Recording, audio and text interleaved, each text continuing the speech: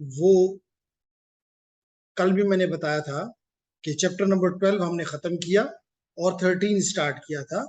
Chapter number 12 जो था that was about chapter number 12 was about the IPv6 addressing. तो that the reason chapter number 11 और 12 IPv4 और IPv6 के बारे में था। And both chapters are very important because they form the network layer. They form the network layer. ठीक, तो इसलिए नेटवर्क लेयर जितनी इंपॉर्टेंट है उसी लिहाज से ये लेयर भी, ये टॉपिक्स भी, ये मॉड्यूल्स भी इंपॉर्टेंट है। जेंटलमैन, आज हम एक छोटा सा टॉपिक ले रहे हैं and that is about the ICMP। अब इसमें हम क्या चीज देखना चाहते हैं, हम बेसिकली ICMP है क्या? तो ICMP एक कंट्रोल मैसेजिंग प्रोटोकॉल है, इंटरनेट कंट्रोल मैसेजिंग प्रोटोकॉल है, जो कि किस पर्पस के लिए इस्तेमाल होता है, इंपॉर्टेंट हमारे लिए ये किस पर्पस के लिए इस्तेमाल होता है। तो जेंटलमैन, ये यूज होता है टेस्टिंग नेटवर्क कनेक्टिविटी के लिए। जैसे मैंने कल भी बताया था कि अगर शुएब, अगर हम यहाँ पिशावर में बैठे हुए हैं और हम पिंग करते हैं फॉर एग्जाम्पल फेसबुक को, हम फेसबुक को पिंग करते हैं, तो लाजमी तौर पे हमें अगर जवाब आ जाता है तो ये हमें जवाब हमें ये चीज बता रहा होता है कि फेसबुक अलाइव है, यानी कि हमारी और फेसबुक की कनेक्टिविटी इज देयर। इसके पीछे कौन सा प्रोटोकॉल काम कर रहा है? ICMP। तो अगर ये IPv4 एनेबल्ड डिवाइसेस हैं तो ICMP वर्जन 4 है। although कि हम वर्जन 4 के साथ वर्जन 4 नहीं कहते क्योंकि वो पहले से था, तो इसलिए वर्जन की कोई कंडीशन नहीं थी। बाद में जब ICMP जब IP वर्जन 6 आ गया तो उसके लिए ICMP वर्जन 6 आ गया। तो हम इसके दो टूल्स में जहां ये इस्तेमाल होता है, एक पिंग और एक ट्रेस RT, इन दोनों रूट में, इन दोनों में इस्तेमाल होता है। ROUTE, ट्रेस रूट या ट्रेस RT भी इसको कहते हैं, ट्रेस RT। तो इन टूल्स में, इन यूटिलिटीज में ICMP इस्तेमाल होता है। बात समझ आ गई? ठीक, तो बिस्मिल्लाह करते हैं जी। तो हम आते हैं सबसे पहले ICMP मैसेजेस की तरफ कि कौन कौन से मैसेजेस हैं और ये किस पर्पस के लिए इस्तेमाल होता है। तो सबसे पहले याद रखिए कि ये 3 पर्पस के लिए इस्तेमाल होता है। नंबर 1, अगर आपने कहीं पे होस्ट की रीचेबिलिटी को चेक करना है, जैसे मैंने भी कहा कि अगर मैं पिंग करता हूं किसी भी होस्ट को, तो मुझे पता चल जाएगा कि वो होस्ट रीचेबल है या नहीं है, इस पर्पस के लिए इस्तेमाल हो जाएगा। इसी तरह नंबर 2, क्या उस डिवाइस पे होस्ट तो है, क्या उस पे सर्विस जो जिसको लिए मैं इंटरेस्टेड हूं, क्या वो रीचेबल है या अनरीचेबल है? क्या मतलब है इस बात का? इसका मतलब ये है कि आपको पता है अगर ये आपकी मशीन है, और मैंने बार बार कहा कि हम TCP/IP सूट की बात करते हैं, तो ये आपकी एप्लीकेशन लेयर है, ये आपकी ट्रांसपोर्ट लेयर है, ये आपकी नेटवर्क लेयर। लाजमी तौर पे इसके नीचे डेटा लिंक लेयर और फिजिकल लेयर है। अब हो क्या रहा है कि अगर आपको लेट करें कि मशीन ही डाउन है या IP ही डाउन है, मिसाल के तौर पे यहाँ पे हमने जो कनेक्टिविटी है, जो RJ45 कनेक्टर है वही हटाया हुआ है, तो फिर तो होस्ट ही अनरीचेबल हमें मिलेगा। यानी कि इसका मतलब है कि इस लेयर पे कनेक्टिविटी L3 कनेक्टिविटी हमें नजर नहीं आएगी। लेकिन सर्विस का क्या मतलब है? सर्विस कौन देता है? याद रखें, सर्विस देता है एप्लीकेशंस। मिसाल के तौर पे अभी आप यहाँ पे आए तो आपको आपको एक DHCP सर्वर ने IP एड्रेस दे दिया। इसका मतलब है कि वो एक खास पोर्ट के ऊपर सुन रहा था, तो जो ही आपकी तरफ से रिक्वेस्ट आई इसके पास चली गई, लाजमी तौर पे यहां से ट्रांसपोर्ट पे आई, ट्रांसपोर्ट से इस पोर्ट के जरिए इस तक पहुंच गई। अब ये सर्विस है। अब अगर मिसाल के तौर पे ये पोर्ट बंद है तो ये सर्विस, DHCP की सर्विस क्या हो जाएगी? अनरीचेबल हो जाएगी। although के एज ए होस्ट जिंदा है। मिसाल के तौर पे अगर ये DHCP भी है और साथ ये लेट करो FTP सर्वर भी है, ये पोर्ट खुली है, तो FTP वालों को FTP का फायदे मिलेंगे, लेकिन डीएचसीबी वालों को डीएचसीबी के फायदे नहीं मिलेंगे।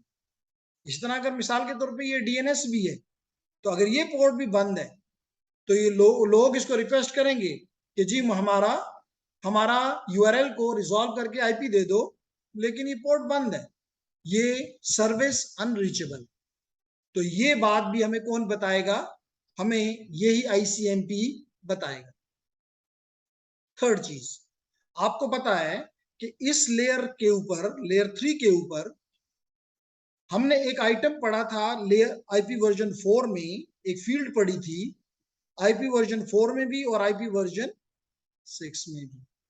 आईपी वर्जन 4 में इसका नाम था,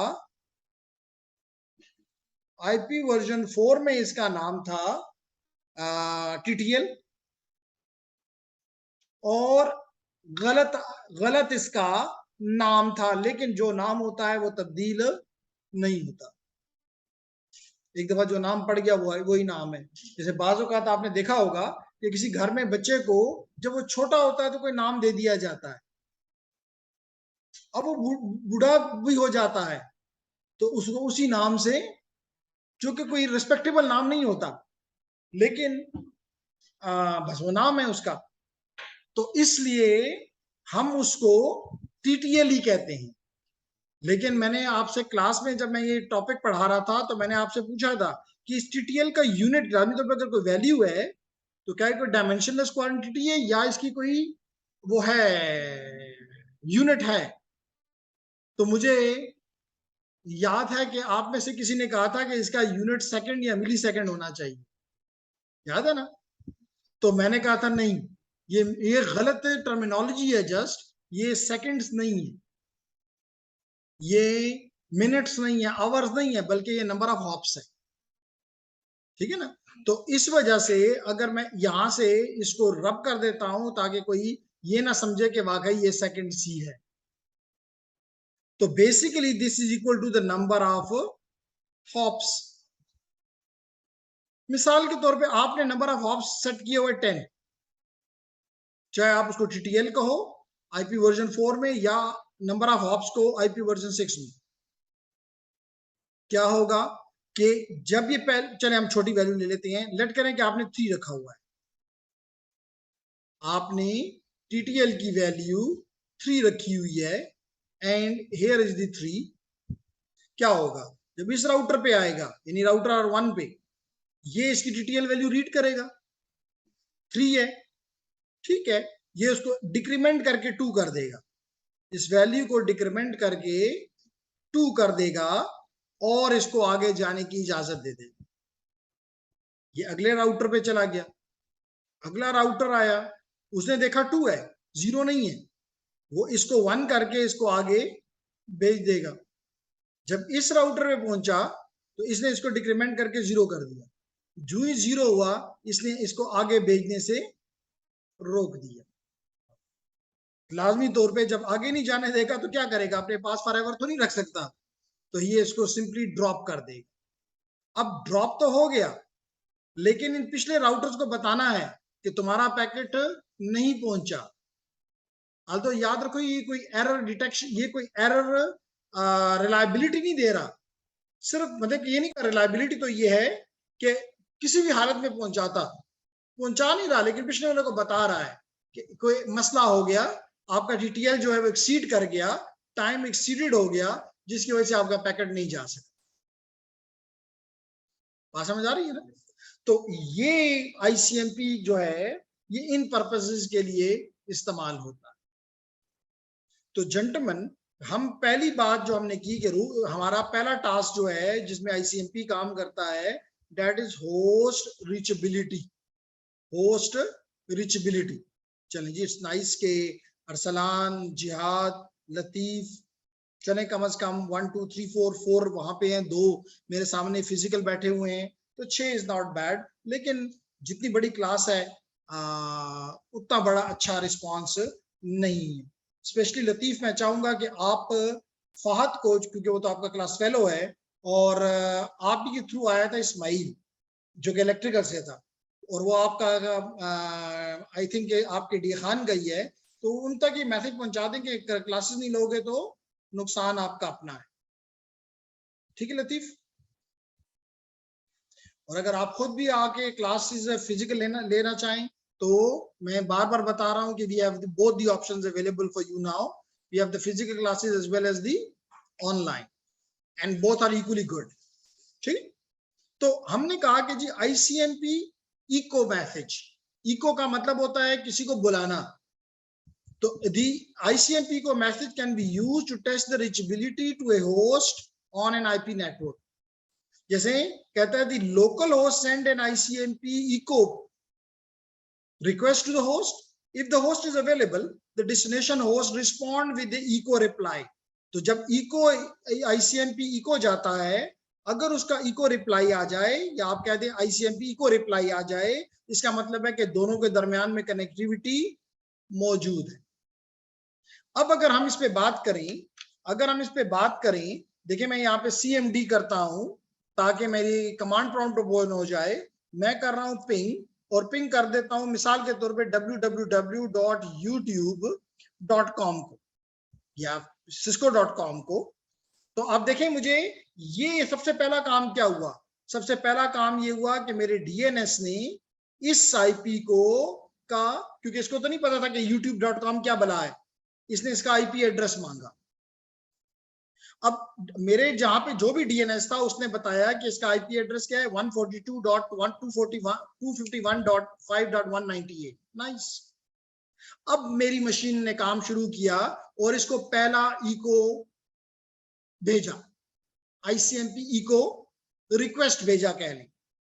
और आप देख सकते हैं कि इसको जवाब मिल गया क्योंकि रिस्पांस आ गया है. Reply from this received.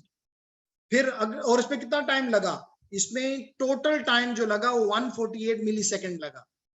इसका मतलब है 148 मिली सेकेंड का कि मेरा सवाल गया, ICMP इको गया और ICMP इको रिस्पांस आया. It took 148 millisecond. The second packet response came in 159 millisecond, the third in 156 millisecond, and the last one in 190 millisecond. So it is a variable. क्यों variable है? क्योंकि मैंने आपको explain किया हुआ है कि ये मुख्तलिफ रास्ते ले सकता है. रास्ते में आपको पता है कि ये डिले 4 डिले से मिलके बनता है. ट्रांसमिट डिले इसमें शामिल है, इसमें प्रोपेगेशन डिले शामिल है, इसमें प्रोसेसिंग डिले शामिल है, इसमें क्यूइंग डिले शामिल है. हो सकता है चौथे में किसी जगह पे क्यू में ज्यादा टाइम लग गया. और ये याद रखो कि इसको हम RTT भी कहते हैं, राउंड ट्रिप टाइम. हम इसको RTT या राउंड ट्रिप टाइम भी कहते हैं. तो बेसिकली इस वक्त हमने ICMP को इस्तेमाल किया. हमने किसको इस्तेमाल किया? ICMP को इस्तेमाल किया. और किस टूल ने इस्तेमाल किया? पिंग टूल ने या पिंग यूटिलिटी ने इस्तेमाल किया. और हमें बता दिया कि हमारी मेरी मशीन और YouTube की मशीन एक दूसरे के साथ रीचेबल है. तो नॉर्मली हम ट्रबल शूटिंग के लिए ये मेथड याद रखो. आगे जाके जब हम 1-2 चैप्टर आगे चले जाएंगे तो उसमें हमारा एक चैप्टर होगा अबाउट द ट्रबल शूटिंग, जो कि नेटवर्क एडमिनिस्ट्रेटर का एक मेन टास्क होता है. थ्योरी आना इज गुड, लेकिन आपको कहीं पे अगर नेटवर्क एडमिनिस्ट्रेटर ले लिया गया है तो वो तो ये एक्सपेक्ट करेंगे कि आप उनके नेटवर्क में चीजों को ठीक रख सकें. अगर कुछ चीज खराब होती है तो आप उसको मालूम कर सकेंगे खराबी कहाँ पे है और उसको फिक्स कर सकें. तो वहां पे हमें ये टूल, ये पिंग यूटिलिटी बहुत काम आती है कि हम चेक करते हैं कि जी क्या ये दूसरे तक कनेक्टिविटी है या नहीं है. You got my point gentleman? Yes sir. जी नहीं, ये वो वैल्यू आई है जिसमें हमारा, मिसाल के तौर पे मैं अब करता हूं किसी और को www.cisco.com फॉर एग्जांपल.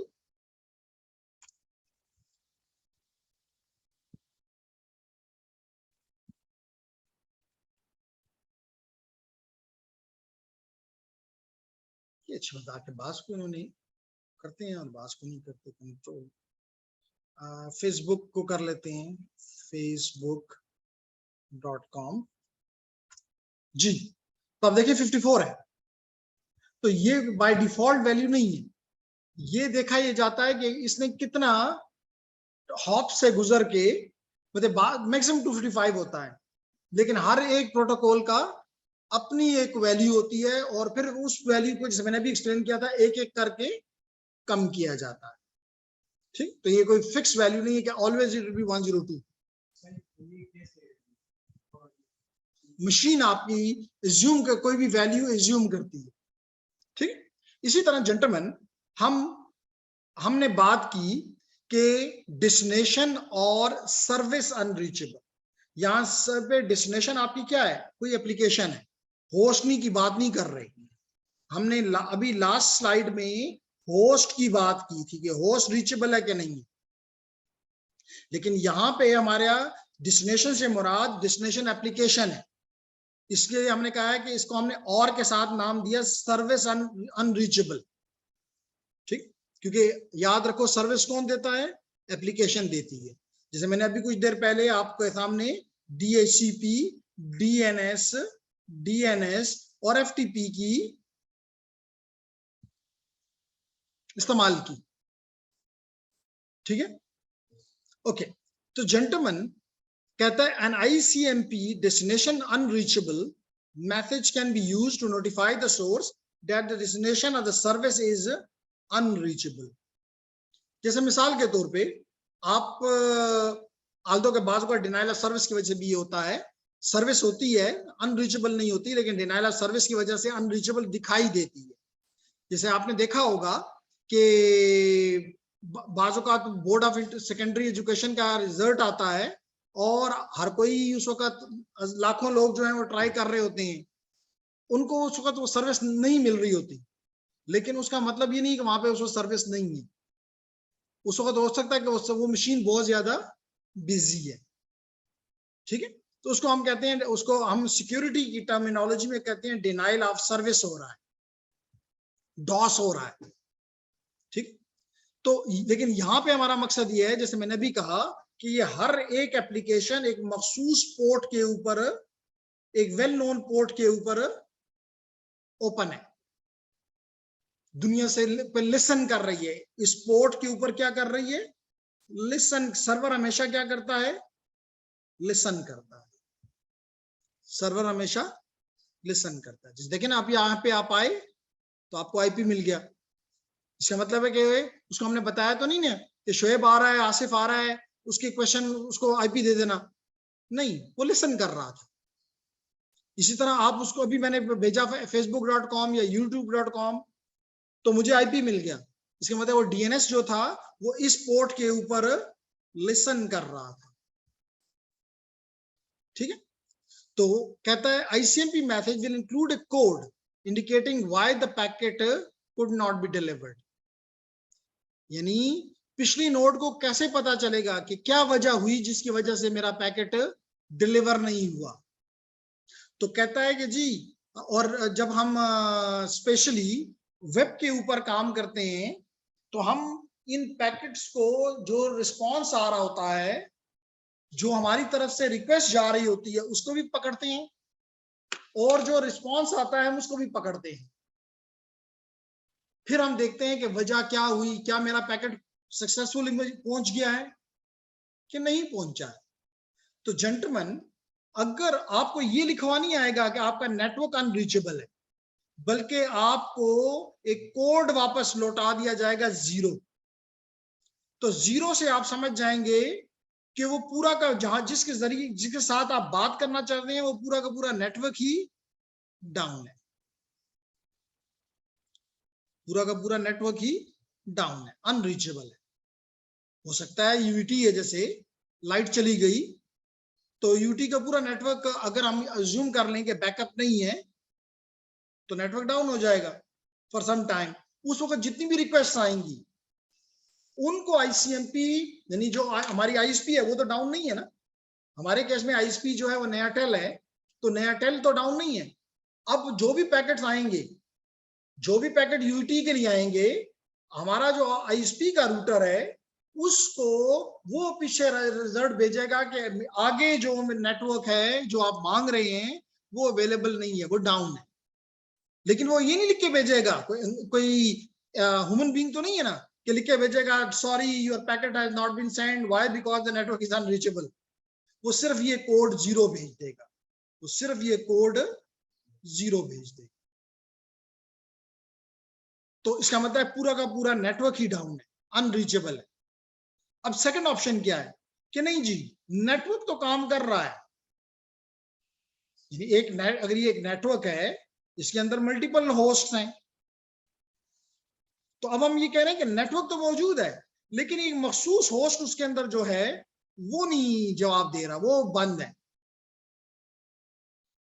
तो अब वो ये नहीं कहेगा कि जी यूर होस्ट इज अनरीचेबल, वो हमें कोड में भेज देगा 1। तो इस 1 से हम खुद मालूम कर लेंगे कि G network is live, but the host within the host which in which we are interested is unreachable. फिर नंबर 3, प्रोटोकॉल अनरीचेबल। क्या मतलब है इसका? इसका मतलब यह है कि जिस प्रोटोकॉल के लिए आप जा रहे हैं,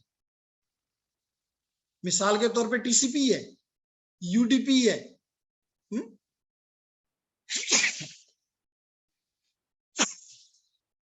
वो प्रोटोकॉल जवाब नहीं दे रहा। क्योंकि जब आप, स्पेशली आसिफ, आप कंप्यूटर साइंस के स्टूडेंट हैं, मैं उम्मीद करता हूं कि हो सकता है आपने कोई नेटवर्क एप्लीकेशन लिखी हो,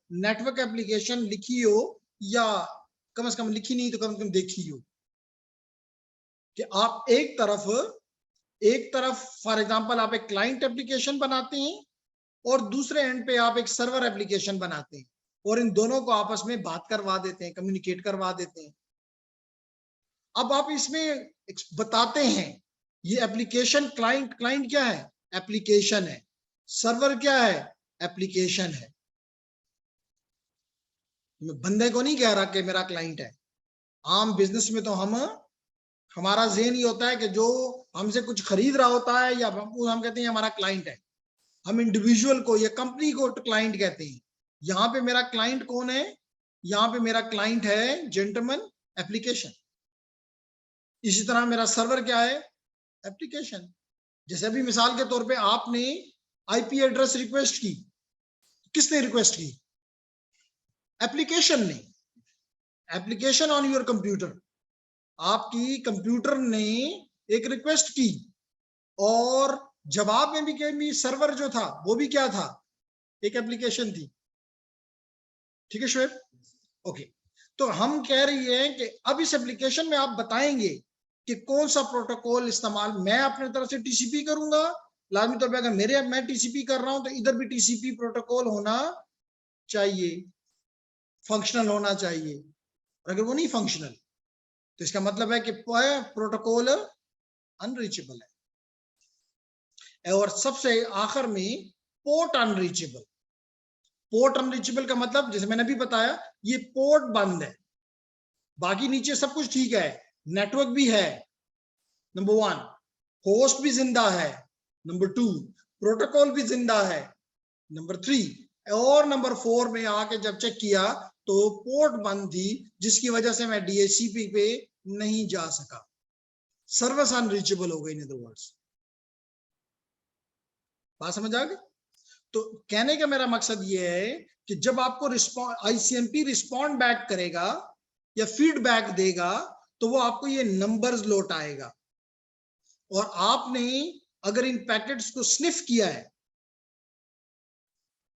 आप इन पैकेट को स्निफ, अपने रिक्वेस्ट और रिस्पॉन्सेस को स्निफ कर रहे हैं, तो आपको उस मैसेजेस के अंदर ये कोड नजर आएंगे, और इन कोड से आप मालूम करेंगे कि क्या नेटवर्क डाउन है, क्या होस्ट डाउन है, क्या उस होस्ट के अंदर कोई खास प्रोटोकॉल डाउन है, या उसकी पोर्ट यानी कि एप्लीकेशन डाउन, जिसकी वजह से आपका पैकेट डिलीवर नहीं हो सका। ठीक है? इसी तरह जेंटलमैन, ये तो था आईसीएमपी वर्जन 4 के रिस्पॉन्सेस, कि जब डेस्टिनेशन अनरीचेबल होती है तो फीडबैक फ्रॉम द आईसीएमपी के क्या आता है, वो ये 4 हैं, 0 to 3। लेकिन यहाँ पे आईसीएमपी यहाँ पे भी, यानी कि आईपी वर्जन 6 में ये था आईपी वर्जन 4 के लिए, तो किस तरह आईपी वर्जन 6 के लिए काम करेगा? Number 1, no route to the destination. क्या मतलब इसका? इसका मतलब ये है जेंटलमैन कि अगर ये आपका राउटर है,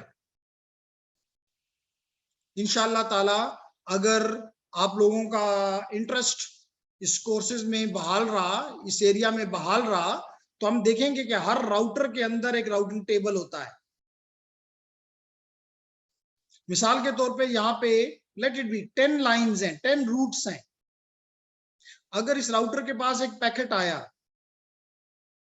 अगर इस राउटर के पास एक पैकेट आया और वो उस पैकेट का रूट यहाँ पे अवेलेबल ही नहीं है,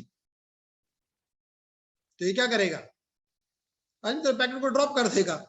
मुझे नहीं पता किधर भेजूं, क्योंकि ऐसे ही भेज देना खतरनाक है।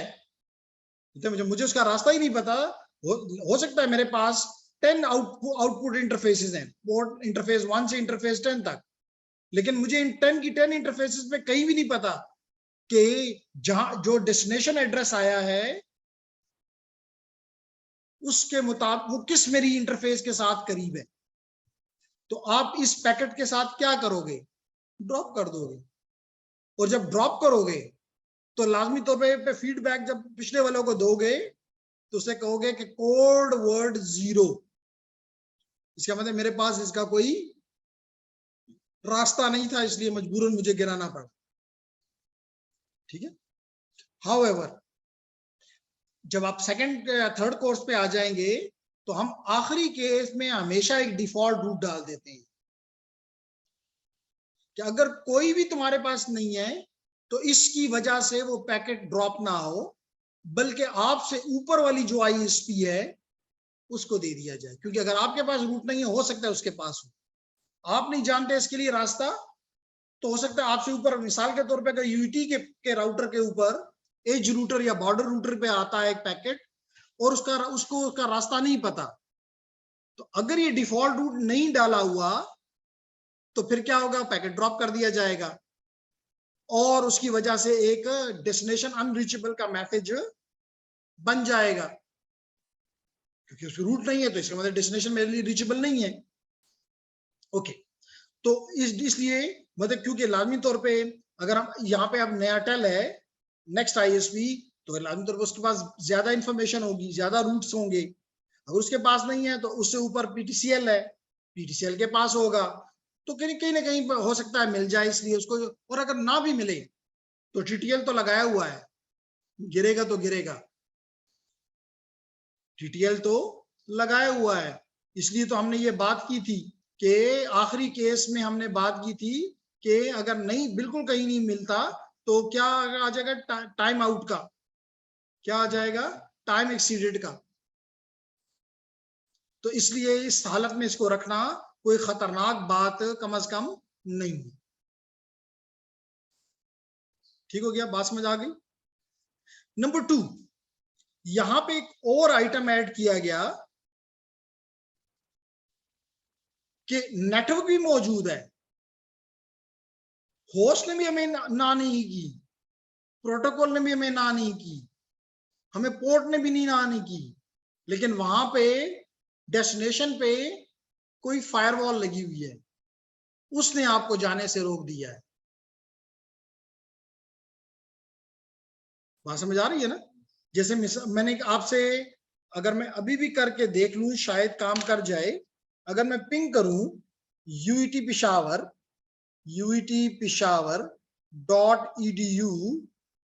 .edu.pk को, तो डीएनएस ने काम कर दिया, लेकिन ये नहीं कर रहा, टाइम आउट कर रहा है क्योंकि जवाब नहीं आ रहा। मे बी इन्होंने इस, और अगर मैं अभी यूनिवर्सिटी ऑफ पिशावर करूं और उसके बाद आपकी यूनिवर्सिटी को करते हैं जी, अगर मैं इसको यूनिवर्सिटी UOP.edu.pk करूं तो इसका भी देखें आईपी तो मिल गया क्योंकि वो डीएनएस का काम था, आगे से जवाब नहीं आ रहा। तो मोर प्रॉब्ली इन्होंने अपनी फायरवॉल के ऊपर ब्लॉक किया हुआ है। तो अगर इसका मैसेज नहीं आ रहा पिंग का, तो आईसीएमपी का काम है कि वो ये मैसेज लोड, इसके मतलब अगर आपका पिंग करते हैं, it is university PKU UC BK, अच्छा BKUC.edu.pk। और ये भी हो सकता है कि इन्होंने इस यूनिवर्सिटी ने इसको ब्लॉक किया हो कि पिंग पैकेट इन ICMP पैकेट ना जाने दिए जाए। ठीक, तो द क्वेश्चन इज, देखें उसने, बल्कि वो तो कहता है कि BKUC मैं जानता ही नहीं हूँ, ping request could not find this, is it BKUC? अगर मैं यहाँ आके BKUC दूं, बाचा खान BKUC है तो सही, BKUC डॉट,